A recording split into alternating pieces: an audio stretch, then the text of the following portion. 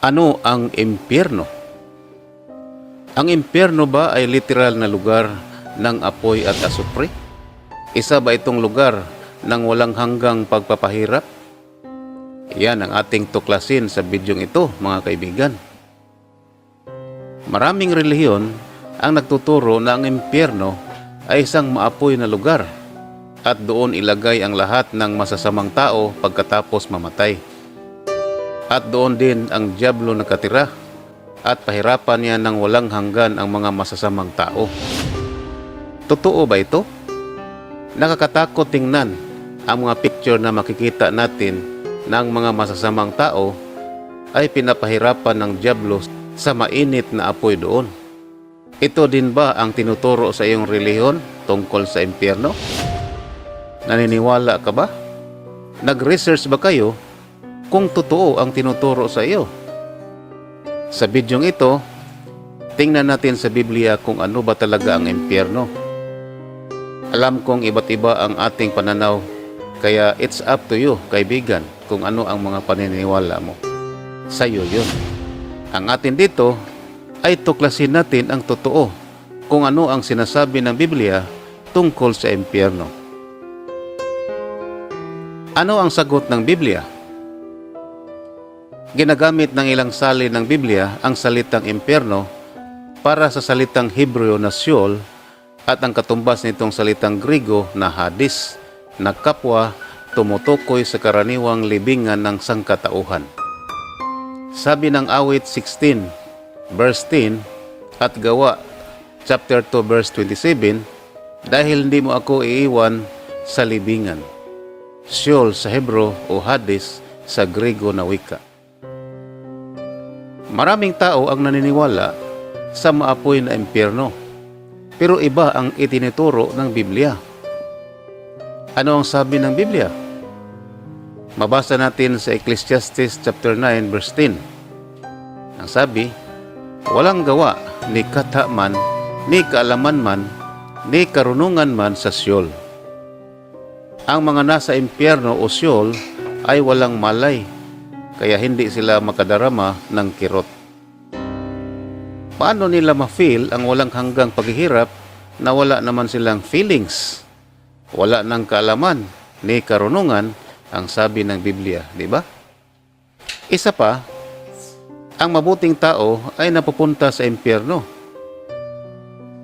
Inaasahan ng tapat na mga lalaking sina Jacob at Job na mapupunta sila roon.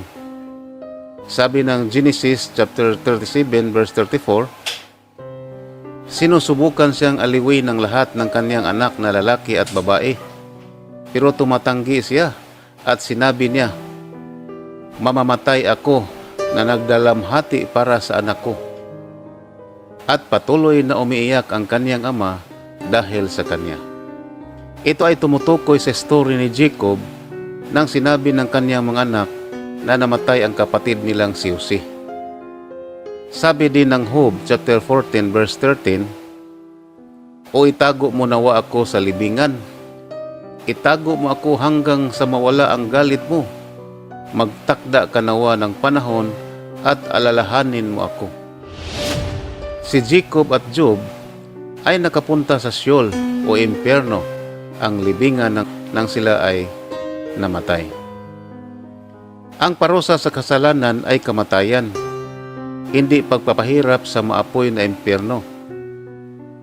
Sabi ng Biblia, siya na namatay ay napawalang sala na mula sa kanyang kasalanan, o ay napalaya na sa kasalanan, ay napatawad na sa kasalanan.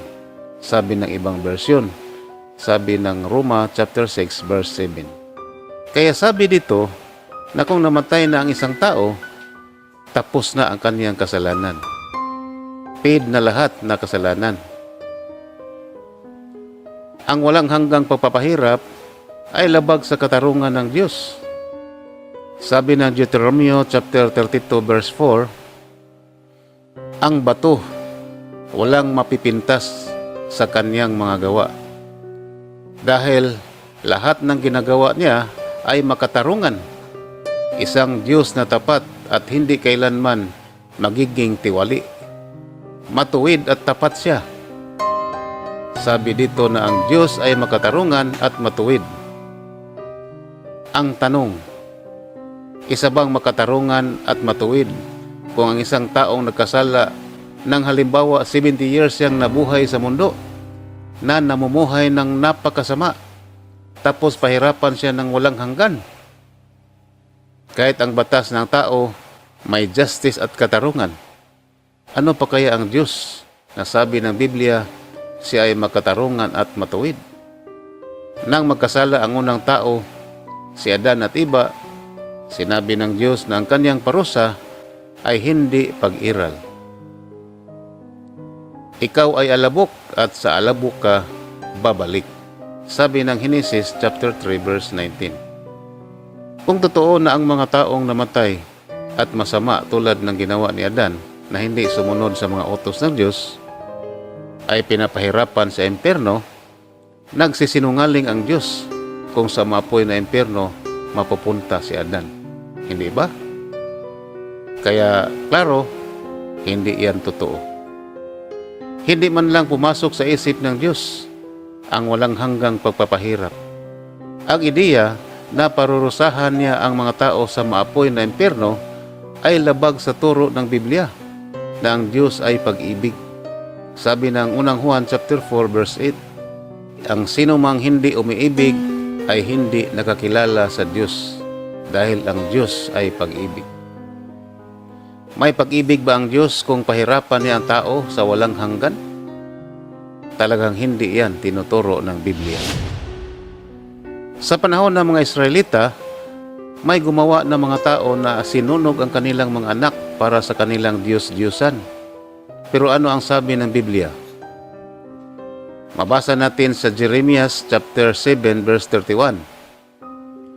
Itinayo nila ang matataas na lugar ng tupit na nasa lambak ng anak ni Hinnom para sunugin ang kanilang mga anak na lalaki at babae. Isang bagay na hindi ko inuutos at hindi man lang sumagi sa isip ko. Ang karmaldumal na ginawa ng masasamang mga hari noon ay hindi man lang sumagi sa isip ng Panginoon. Kaya may malaking parusa ang binigay ng Diyos sa kanila noon. Kaya ang tinuturo ng maraming relihiyon ngayon tungkol sa impyerno na pinapahirapan ng dyablo sa maapoy na lugar ang mga masamang tao ay hindi totoo at hindi tinuturo ng Biblia. Ang impyerno o Sheol in Hebrew at Hades in Griego ay tumutukoy sa karaniwang libingan ng sangkatauhan. Kahit sa kanta ng mga Katoliko noon na si Jesus ay napunta sa impyerno sa 3 araw. Ibig sabihin, si Jesus ay nakapunta sa libingan ng 3 araw pagkamatay niya. Pero binago na nila ngayon. Nung bata pa ako, yan ang kinakanta namin ng nanay ko sa kapilya. Sabi ko sa nanay ko, bakit napunta si Jesus sa impyerno, Nay? Sabi ng nanay ko, ay huwag ka na lang magtanong anak kasi hindi ko rin alam. Pero ngayon, alam ko na ang katotohanan. Sabi ng Juan chapter 8 verse 32, at malaman ninyo ang katotohanan at ang katotohanan ay magpapalaya sa inyo. Gusto mo bang malaman ang katotohanan? Bisitahin ang description below kasi doon ko ilagay ang link para mabasa mo at your convenient time. Hanggang dito lang muna tayo. Sana may natutunan ka sa video natin ngayon. Hanggang sa muli. Babayu!